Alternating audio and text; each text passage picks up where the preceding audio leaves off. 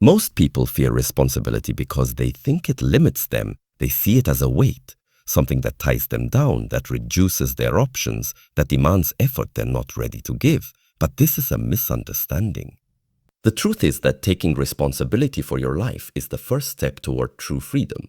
When you blame others for where you are, you hand over your power. You say, I am not in control. I am a victim of circumstance, of people, of fate. And as long as you believe that, you remain stuck. You stay dependent on someone else changing before your life can improve. That is not freedom. That is captivity, built by your own thoughts. Responsibility is not about guilt.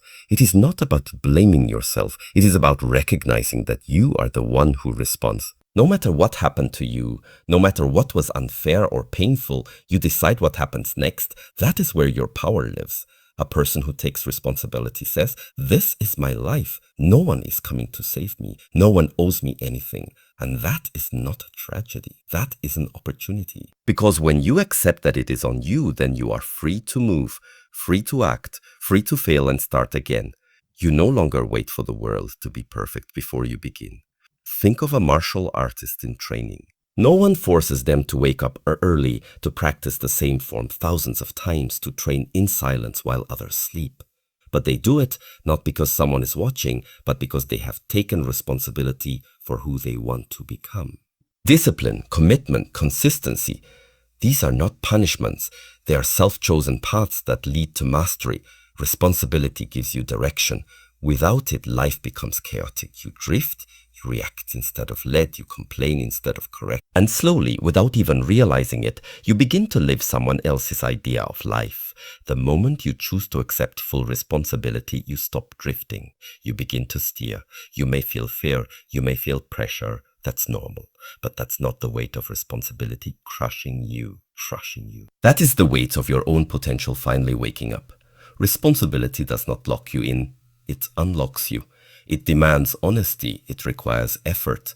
But in return, it gives you clarity. You are no longer trapped by excuses because you no longer need them. At some point, everyone hurts. Everyone loses. Everyone breaks. It's a truth most people understand intellectually but refuse to accept emotionally. They believe their pain is unique, too deep, too complex, too misunderstood. But suffering is not rare. It is not reserved for the unfortunate few. It is the common thread in every human story. Pain does not discriminate. It visits the strong and the weak, the rich and the poor, the silent and the loud.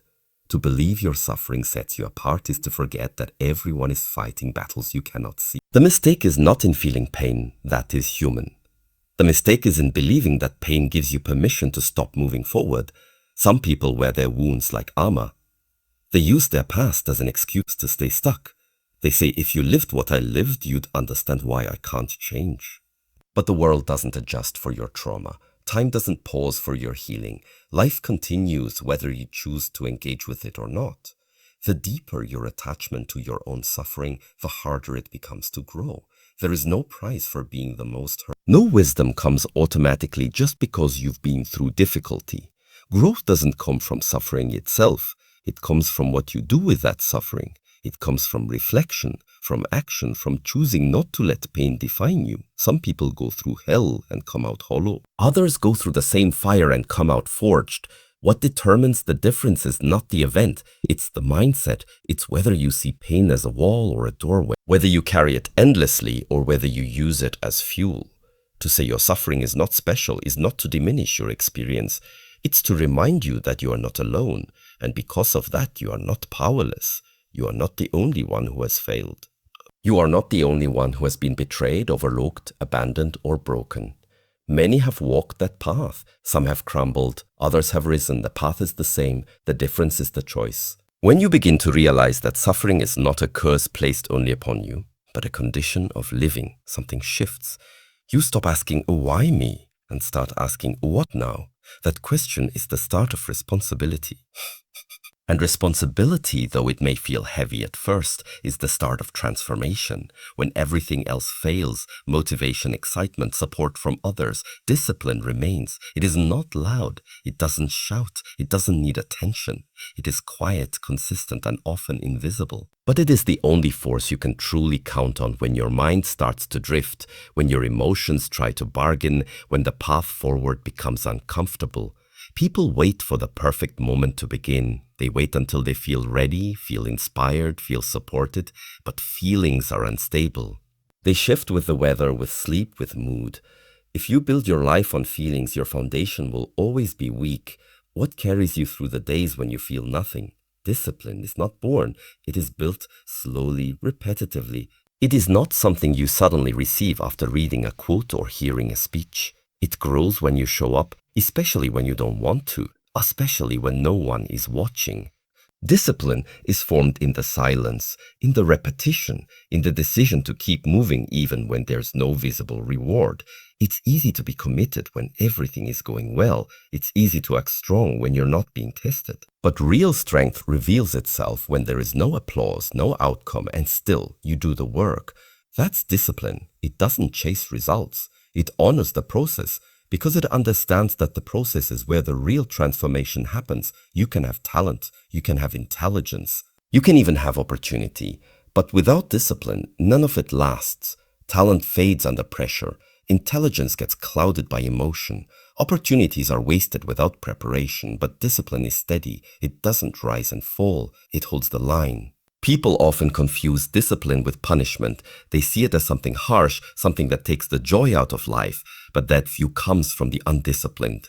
Discipline isn't restriction, it's control, it's clarity, it's choosing long-term growth over short-term comfort. And in that choice, you earn freedom, not from work, but from chaos. No one else can build discipline for you. It cannot be transferred, and it cannot be borrowed. You must earn it. Through repetition, through showing up when it's boring, through resisting the easy way out not once but over and over again. In that repetition, your identity begins to change. You stop being someone who tries. You become someone who does. The truth is, most of what you want in life is not complex. It's just hard. And because it's hard, it demands something more than desire. It demands discipline. In silence, there is no noise to distract you, no voices to validate you, no screens to numb you. Just you with your thoughts, your fears, your unfinished business. And that is why most people avoid silence. Not because it is boring, but because it reflects the truth. And the truth, when you haven't been living right, is uncomfortable. The world is loud for a reason. Noise keeps you occupied. Music in your ears, constant scrolling, endless stimulation. It's all carefully designed to keep you from facing yourself. Because in the stillness, there's no one left to blame. There's no story to hide behind. A clearer sense of self. And that growth, though it may not be celebrated, becomes the fuel for everything that comes next. No one will shape your life for you. Others may influence, advise, even push, but in the end, the work is yours. You are the one holding the chisel, and you are the one being carved. Every action, every decision, every habit, it's a strike of the hammer. Over time, these small impacts create form.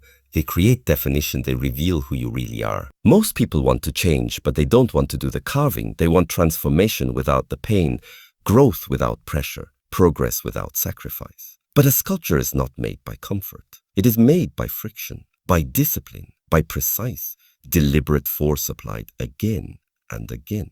The sculptor does not guess. He works with vision. He removes what is unnecessary so that what is essential can emerge. That is your task, to face yourself honestly, to look at the parts of your life that are dull, excessive or weak, and be willing to cut them away, not all at once. Not through force alone, but with consistency, with clarity, with a standard higher than emotion. You are the stone, the raw material, imperfect but full of potential, and that potential means nothing unless it is shaped. You may carry strength, intelligence, talent, but if you leave yourself untouched, untrained, unrefined, you remain unfinished. The value is not in what you are born with. The value is in what you choose to become. You are also the sculptor. You decide what to aim for. You set the rhythm. You make the cuts. No one else can do this for you. They can help you see your shape. They can offer tools, guidance, feedback, but the labor is yours. If you refuse to pick up the hammer, if you fear the pain of change, you stay the same block of stone year after year, heavy, untouched, wasted. Carving is not comfortable. Sometimes you will question the vision. Sometimes the work will feel slow. Progress will be invisible. You will feel like you're making mistakes, like you're removing too much, like you're breaking yourself. That's part of it. Growth is not graceful. Creation is not always clean, but every strike matters, even the imperfect ones, especially the imperfect ones. When you forget that you're the sculptor, you blame others. When you forget that you're the stone, you avoid discipline. But when you remember you are both, the excuses fade. You understand that the life you build is the one you've carved, with your own hands, your own choices, your own effort, repeated daily over time.